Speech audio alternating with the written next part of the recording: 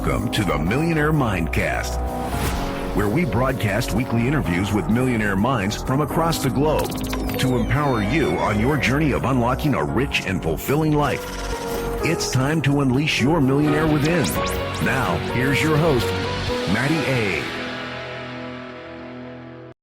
Hey, what's going on, guys? Welcome back to another episode of Millionaire Mindcast, the show that focuses on all things mindset, money, and motivation to help you increase your income, impact, and influence. Today, I got a great guest on the show for you, JJ Virgin. I'm sure you recognize the name. You've probably seen her on Dr. Phil, Dr. Oz. She's been on Rachel Ray. I mean, the list goes on. Really cool brand and business that she's built around health and wellness, especially being that, wellness happens to get pushed down to the bottom of the priority list for a lot of entrepreneurs who are hard charging, who have high goals. JJ really shares a lot of insightful information, not only from her own journey and what she's learned along the way, but from the things that she's got implemented in her communities and her programs and all the things that she's written in her books. 4-time New York Times best-selling author, which is unheard of. She did 3 of those in 18 months, which I think she mentioned nobody has done that ever before. Just a real awesome entrepreneurial journey, and she's faced some significant challenges and adversity along the way, which really there were some great insights in there. We talked about, one, the secret to selling a New York Times best-selling book. She also shared how to succeed in the face of adversity and really how we can tap into our leadership skills when those times show up in our life. She shared why Yoda is her favorite philosopher. I loved her outlook on some of the teachings and practices that she's learned from him, right, Mr. Star Wars. And then also why health, most importantly, should be our number one priority and how it's actually the number one pillar for us to be able to play a really big game in life. So she shares a lot of great insights and wisdom based on her expertise and her experiences with her clients. You're really going to enjoy this one. And if wellness might be one of those things that we say it's a priority, but we don't always make time for it. I think after this interview, you'll have a little bit more perspective and be given a little bit more thought to taking care of your wealth and your health in the process. So we'll go ahead and dive into the interview. If you haven't subscribed to the channel yet, be sure to subscribe so you get each weekly interview that comes out. With that being said, let's jump in with JJ Virgin. Welcome into the show today. JJ Virgin has graced us with her presence. How are you doing today? Great. Happy to be here. So you are in beautiful San Diego right now, huh? Yeah, it's pretty hard to live here. Yeah, right? There are a few places in the world more prettier than sunny San Diego, so I'm a little bit jealous. We've been getting rain up here in Sacramento. I know. I used to travel all the time, and then I moved here, and now I've figured out how to do almost everything out of my house. You don't want to leave. So no. you have, we were just talking, you came out of your cave. You have a lot of stuff going on, a lot of projects that you've been working on. You've had some amazing success in not only your professional life, but your health and, family, a well-rounded package. And you got a lot of exciting stuff coming up here in the future, which I want to dive into today. But for those that don't know who you are, why don't you share a little bit about JJ Virgin and where you're at today? All right. I am a fitness and nutrition expert, 4 times New York Times best-selling author. I have a consumer brand out there that gives simple science-based solutions for health so that people can take responsibility for their own health. And I'm all into little shifts that make big changes. And then I've added a third pillar, which is mindset. And that was from what I learned going through a very tragic accident with my 16-year-old son. And then I have another business that I run called Mindshare Collaborative. And I have a group of high-level health entrepreneurs who get together, hundreds of us, once a year in a mastermind and all that. So that's amazing. And, I think one of the conversations of topic we always end up diving into, and I love to kind of, the Millionaires Worth Modeling after have really mastered, in my opinion, mindset at a really high level. I want to kind of rewind a little bit because a lot of our listeners, as I'm sure like me, are intrigued by your story. 4 New York Times bestsellers. You've got this massive community. You're impacting all kinds of lives. Take us back before you kind of turn that corner, leading up to that first experience of selling your book and going through a very turbulent time with your son. So I remember it like it was yesterday, because in a lot of ways it was not that many years ago. I'm a serial entrepreneur. I started like my first business as a teenager, and gosh, I don't even know how many companies I've done now. Some were great. I sold them. Some absolutely blew up. Some nearly bankrupted me. It's like one of those. The entrepreneurial journey. Yep. I'm sure a lot of people can relate. I had one job growing up. When I graduated from college for 3 months, I was fired. I am not employable. I have too many ideas, apparently. That's a common trait among successful people. Yes. I have trouble following rules, all of those things.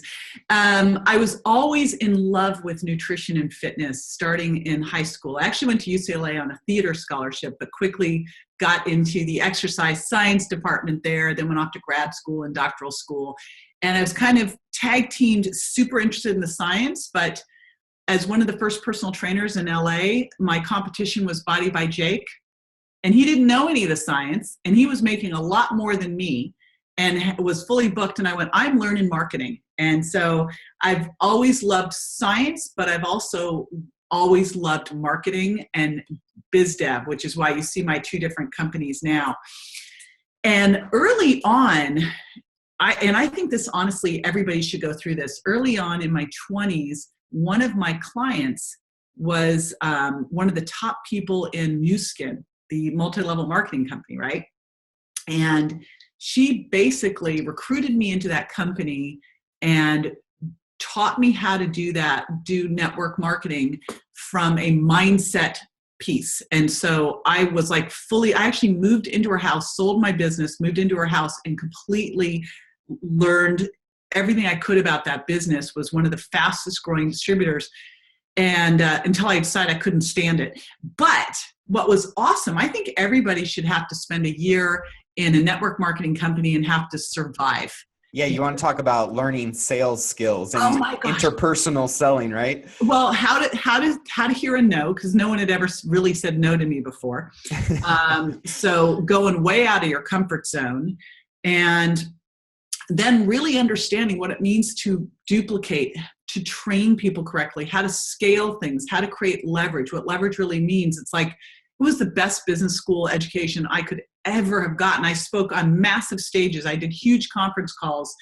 And, so it was a great learning. But the biggest way she taught me, and I remember being so frustrated at the time because I just wanted to learn the business and figure out how to build this big distributorship. And she kept teaching me mindset. And I'm like, man, I don't need the mindset. Just it was like, show me the money, right?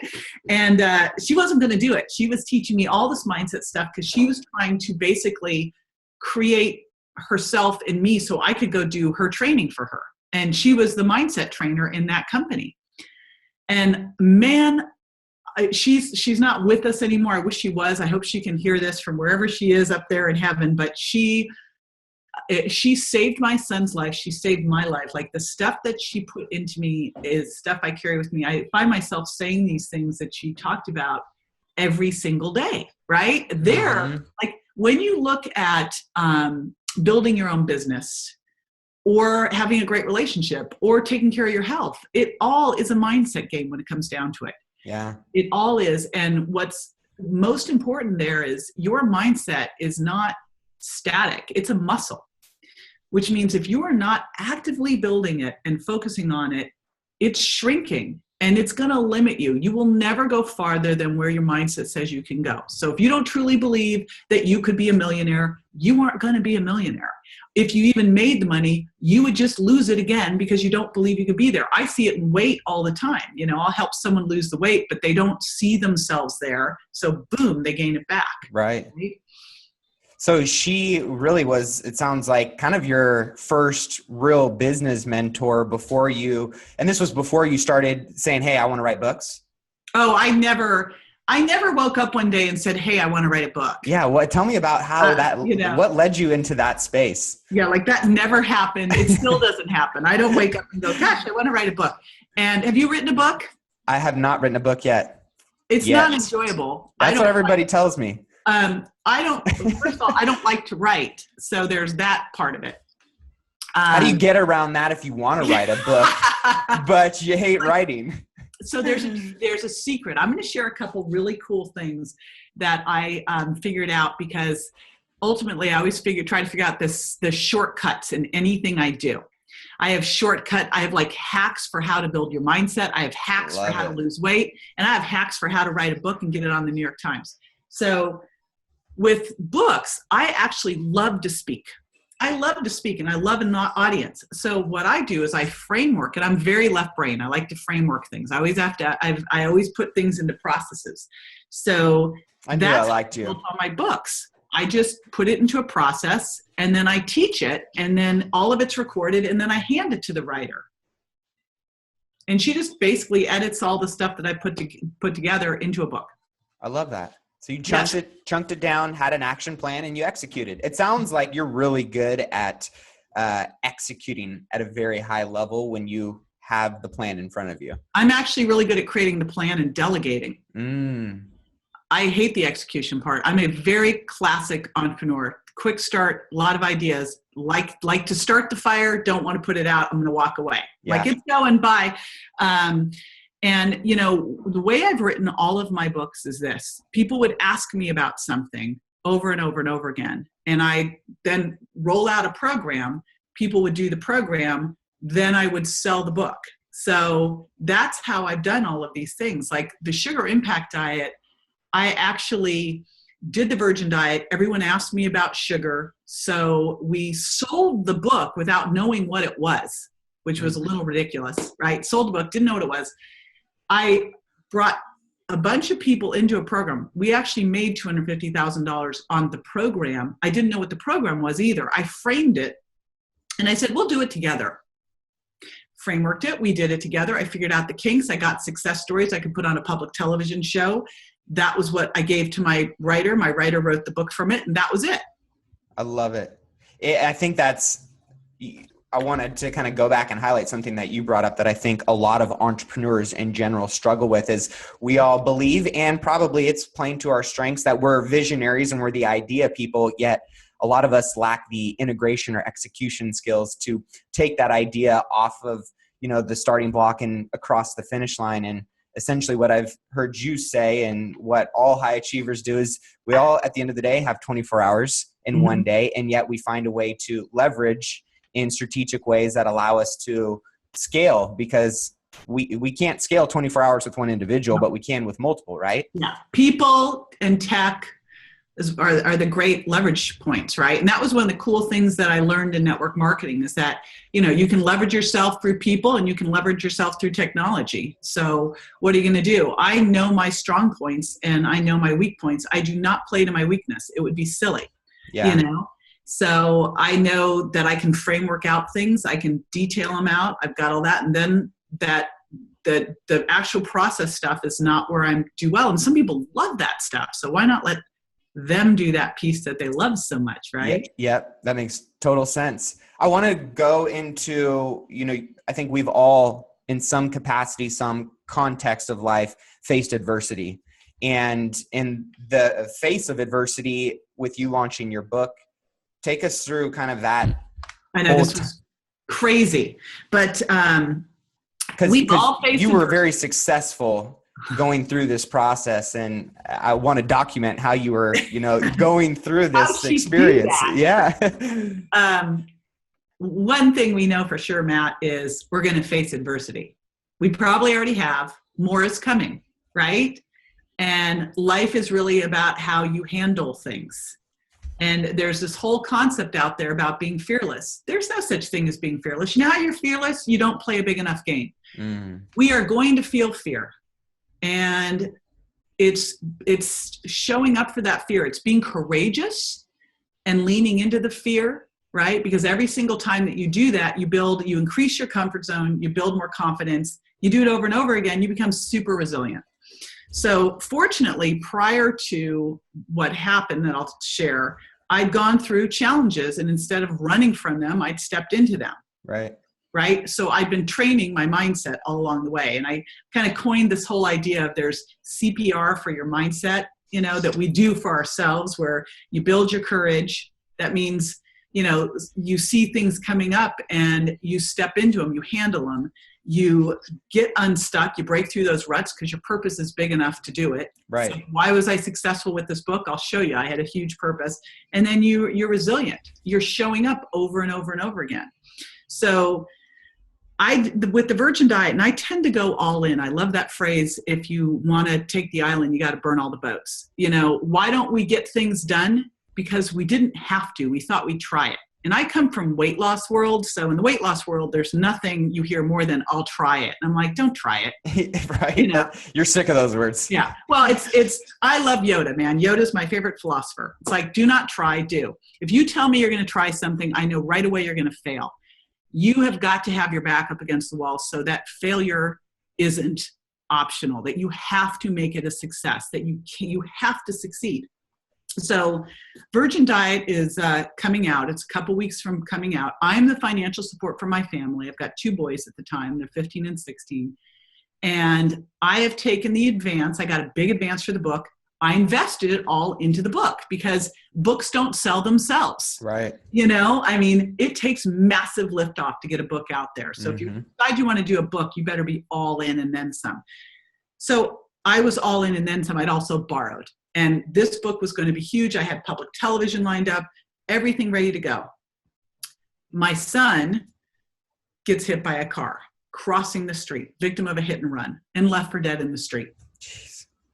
He's airlifted to the local hospital. I get there with my 15-year-old son and my ex-husband, and they tell us he's got a torn aorta, which kills 90% of the people right on the scene. His was hanging on by an onion skin and was going to rupture sometime in the next 24 hours. He had to have surgery, but the type of surgery he had to have was super specialized. They couldn't do it at this hospital because he needed to do it without a blood thinner because he had multiple brain bleeds. He was in a deep, deep coma, still brain activity, but deep coma.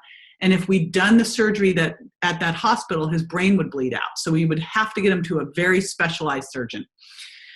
And he had 13 fractures, literally bones sticking out, road rage, road rash, gravel, glass. It was unbelievable to look at. My 15-year-old describes him as a heap of a human. He was just like, it's one of those pictures you'll never unsee. And the doctor said, he'll never survive the airlift to the other hospital. And even if he did survive that airlift, he wouldn't survive the surgery. And even if he managed to survive both those things, he is going to be so brain damaged that it wouldn't be worth it. And my 15-year-old looks at that doctor and said, so like a 0.25% chance that he'd survive and make it. And the doctor said, that sounds about right. And Bryce looks at him and goes, we'll take those odds. I love it. He's like, all right, we got this. Yeah. Well, we overruled the doctors and we had him airlifted. We drove to that hospital in the middle of the night, not knowing if we were picking up a corpse. We got there. We had a badass surgeon who'd put together 5 surgical teams in the middle of the night and found a stent that was no longer available, that wasn't supposed to be put in kids, but he did it anyway. He said, I figure I'd ask for forgiveness. And he saved Grant's life multiple times. That was the first. And then we get into the ICU where my son is in a coma. And the neurosurgeons are like, we don't think he'll ever wake up. Right. And we're looking at my son and we said, you know what? He's going to be 110%. It was the most terrifying thing. But just like when the doctor said, 0.25% chance, you could have heard a 99.75% chance that he's not going to make it. Right. Right. You could have looked at that. Yep. Right. Could have latched onto that. You could have totally. And by the way, that would have been the easier thing. Mm-hmm. Right. And you would have gone with what the doctors told you to do. Right. But all I heard was 0.25% and that there's a chance. So then I'm looking at him in the hospital bed with the tubes coming out and, everything cast. I could hold on to one hand. Grant, you're a warrior. We've got this. I'm pulling in all these people to help you. You're going to be better than before. And that's what we decided, because truthfully, anything less than that was impossible to comprehend. It was too scary. Yeah. And, I don't want people to hear that and go, oh, she just was like, it's going to be perfect. I was scared to death. Like every day you're like, oh my God, but every day I just went in there and went, all right, today he fluttered his eyelids. He sighed, he squeezed my hand. I was like, give me some signs. I'm going to build this 110%, 1% by 1%. And I recruited an army. I was like, who do I know? And you know what's so cool with the internet now is we are no longer 6 degrees away. We are now, fortunately, I knew a lot of these people to begin with, but you're no longer even 3 degrees away. You can get to someone pretty quickly. So we had amazing help going through it. But, and we did a lot of stuff behind the doctor's backs. We overruled the first one and then did some high dose fish oil and progesterone. We just started doing the things we knew we needed to do, that weren't going to interrupt what they were doing, because they were doing the life-saving immediate. And then I was doing the let's bring him back and heal his brain part. Right. So how were you able to, in the face of adversity, be the leader that you needed to be for yourself and for your family? And for my team. And, it was interesting. I remember someone wrote on Facebook, they said, and, they meant well, but they said, don't worry about your job. It will be there waiting for you. You just take care of your sweet son. And I thought, no, my job won't be there waiting for me, because the New York publishers, while they'll be sympathetic, it'll be over. I'll be bankrupt. And all the people who work for me, who rely on me to feed their families, they're in trouble too. Right. So, and I knew, last year's medical bills, 4.5 years out, that weren't covered by insurance were over $50,000. I knew standing there that success was no longer optional, that this book had to be way bigger than I'd even intended it to be. And that I needed to be there every day with my son. Third leading cause of death by doctors. There's a lot of stuff that can go wrong in a hospital. I'm in a teaching hospital. His files were 2 massive books. How could anyone review all of this stuff and know? So it was like, I had to be there, had to launch a New York Times bestseller. That was it. And you know what? Truthfully, here's how I did it. Number one thing I did, self-care. I put my health above everything else, because if your son is in the ICU, you're not walking in there if you have a sniffle. And I knew that I had to make massive decisions that were right on all the time. I couldn't be tired. I couldn't be stressed. I had to be focused, high energy. And I also was doing all these interviews. They gave me an office at UCLA to be able to do my interviews. I was doing interviews too. So I made my self-care the top priority. And thankfully I was already walking in really healthy. And that's the other real big thing is like, don't say you'll start getting healthy tomorrow. Yeah. Right? Grant was healthy going into this. That helped him a ton too. And then anything that didn't relate to Grant or the book didn't happen. It was out. I either deleted it, I didn't communicate with people. My cell phone voicemail was full. I was getting text all day long. I said, I'll communicate on Facebook. The only place I communicated was on my Facebook page. Just kept it central and focused. And it was great when I wrote the book because it was all right there. So that's amazing. I think you talked about a couple things. One, your priorities were in check, but then also, a lot of people have priorities, but you were in a position, like you talked about earlier, back against the wall. You had no other option but to focus on those priorities, and everything else kind of fell to the wayside. Wellness for a lot of entrepreneurs, a lot of high achievers, right, seems to be one of the things that gets put off to the side a lot of time when it should really be at the top of the priority list. What do you see in the high achievers that you're around and that you work with, and also, some of the practices and principles that you live your life by that others seem to be missing the boat on? Yeah, it's interesting. I am so fortunate to hang out with some really amazing people. I put a lot of them in the Miracle Mindset book. I started to look around. I go, so all these people who I admire, who inspire me, what do we have in common? And mindset was definitely key. And now, and the other thing is they all put their health high up on the list. They all take really good care of themselves. It is completely, there is no way that you can play a big game if you are not taking care of your health. You won't have the energy, you won't have the focus, your immune system won't be there. That means getting good sleep. That means eating correctly. That means exercise, taking supplements. No way to do, I'm trying to think of who I know out there who's super successful and inspiring, who's not healthy. I actually can't think of one.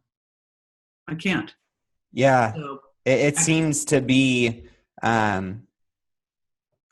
either a discipline and a priority that's been early on for a lot of people, or something drastic happens and then they're forced to kind of fall in line. What are some of the things that you work on? Because I'm excited to, be sharing what you have coming out with everybody. What are some of the things that you're focusing on in your, community, in your program, as some of the kind of, new trendy cutting edge practices or techniques or just things that people should be focusing on? So this whole thing really, really shifted a lot for me. I've got, programs out in health, obviously, and I actually created a program on how I managed to stay healthy in the hospital. Because, if I could do it in the hospital, like you could do this anywhere.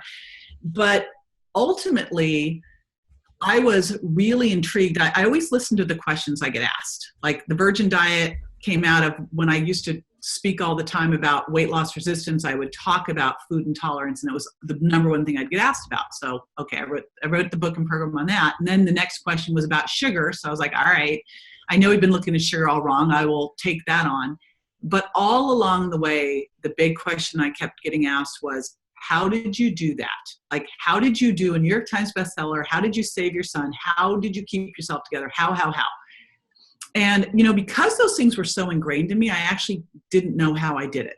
Right. And I had to really sit and go, how did I do this? How did I do this? And, I got offered this big book deal, and I'm like, but I don't know I don't know how I did this. We had to sit and really talk through all of it, my agent and a group of us. And I started to look at it because success leaves clues. And I looked at myself. I looked at people, again, who'd inspired me. And I went, we have attributes in common and they're measurable. I created a scorecard for them.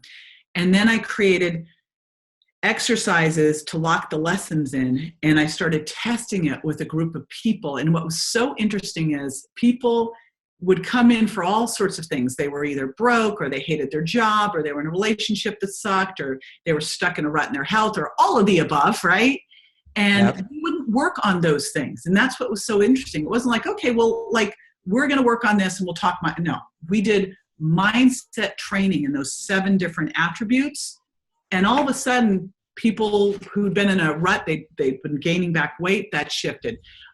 Someone's like going further in their career now, stepping up into a bigger place. People are dealing with their relationships. And I went, this is super interesting. And then the other crazy cool thing that happened was, I wrote this book and I did a documentary around it. And someone asked me the other day, they said, that must have been really healing. I go, no, it was awful. It was like the most awful. I kept thinking during the whole time, I go, this was the dumbest thing. Did I not think this through? I write the book, then I have to do the audio version of it. I'm like, oh my gosh, I'll never stop talking about it. And then I realized that over the last couple of months where I co-created a program with all of these people to figure out how to build your own miracle mindset. Because, once I figured that mindset's a muscle, I'm like, all right, then I'm going to exercise it like you take someone to the gym, right? Mm-hmm. Then it's just a matter of how to quantify it and how to build it. I'm very left brain.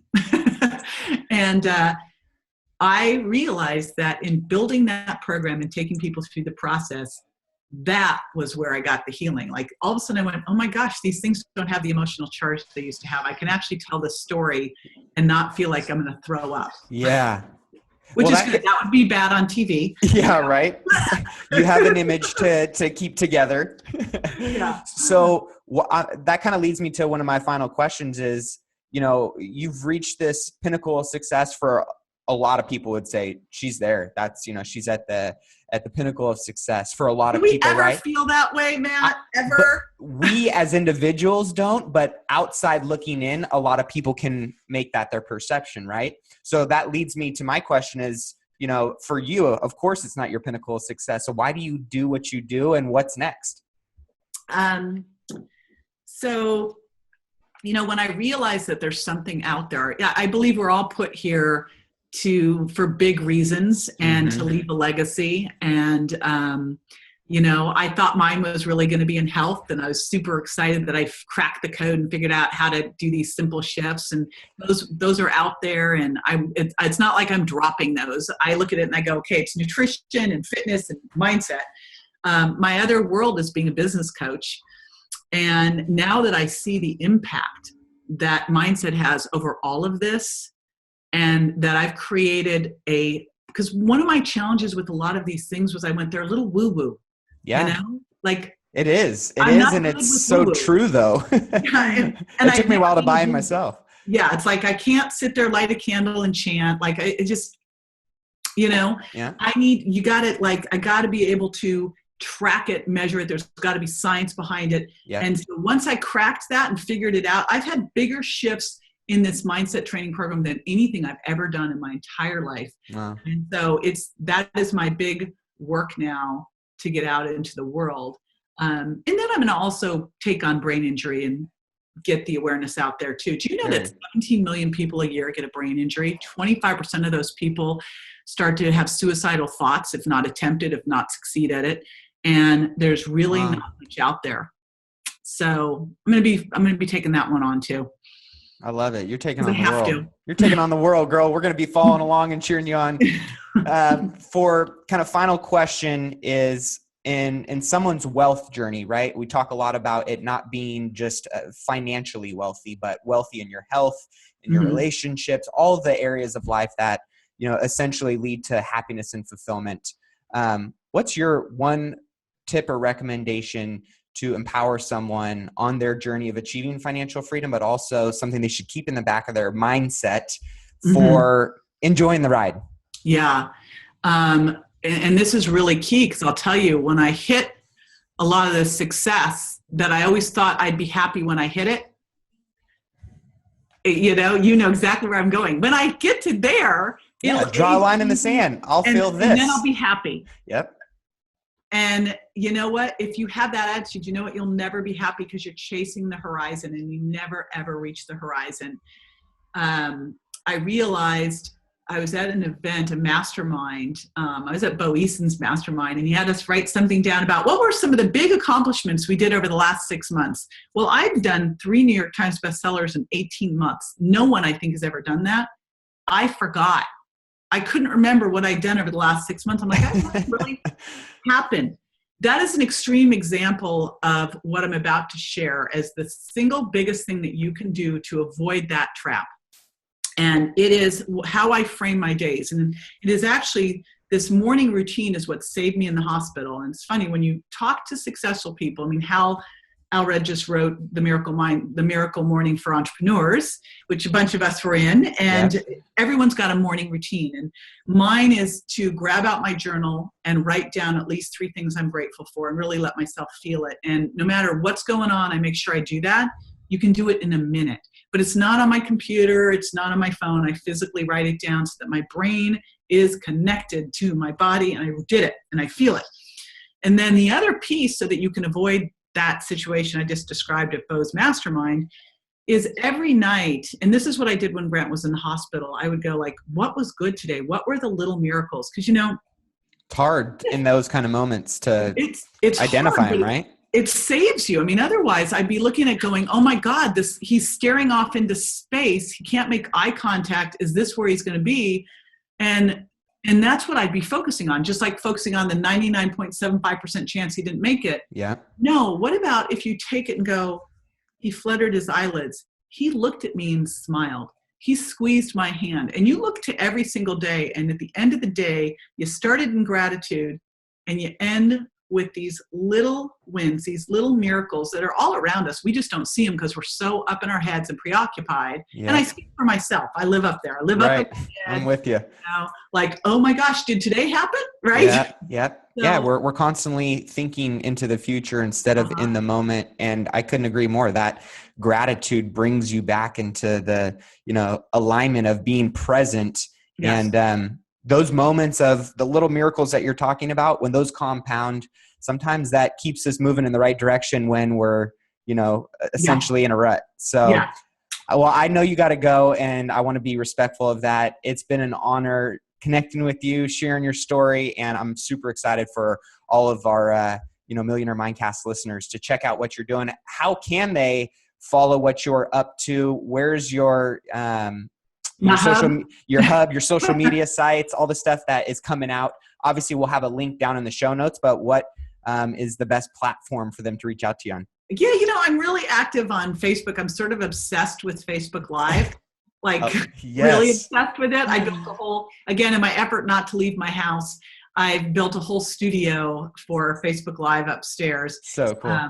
So yeah, JJ Virgin Official on Facebook Live is great, and JJ Virgin, everything kind of jumps off of there. Love it. And for Miracle Mindset and anything else with JJ, we'll have all those links in the show notes. If you want to check out her new upcoming book and program, you be sure to click the link below. And I want to, again, thank you for your time. And part of my gratitude today is getting to share 35 solid minutes with you, JJ. So have an awesome weekend, and we'll connect with you soon. Thank you.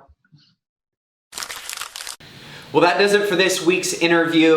What a millionaire worth modeling after, right? JJ Virgin's got an amazing story, and really just appreciated a lot of the insights that she shared about her entrepreneurial journey. A lot of lessons in there, her tenacity and grit as an entrepreneur and just as a human being in general. When, adversity showed up, how many people can say that their son was given a 2% chance to live, and at the same time, looking back on it, she was launching in the ICU a New York Times Best Selling Book.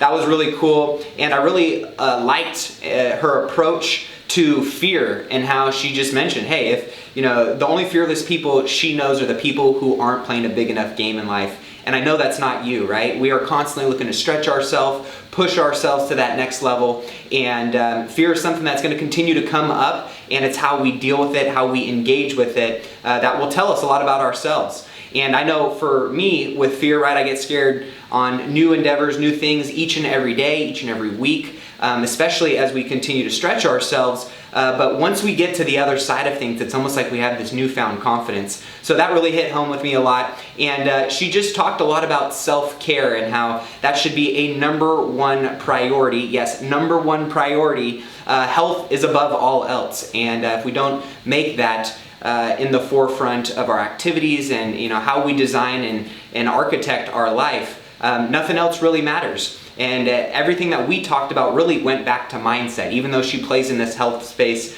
over her journey, she's realized that the people who are high performers and high achievers in life are the people who have mastered mindset, and they take that into the different areas of their life. So hopefully you got a lot of value out of this episode. If you liked it, give us a thumbs up and hit the like button below, and leave a comment, a takeaway, maybe a suggestion, something that you had a question on below in the comment section. We'll be sure to answer all of those. And if you haven't subscribed, make sure to hit that subscribe button and engage with us on a weekly basis as we release new content each and every week to help you continue to level up in some aspect of your life as you march to that millionaire milestone and beyond. So with that being said, we'll see you next week. In the meantime, keep investing in yourself and your wealth on your march to a million and beyond. Cheers, my friends.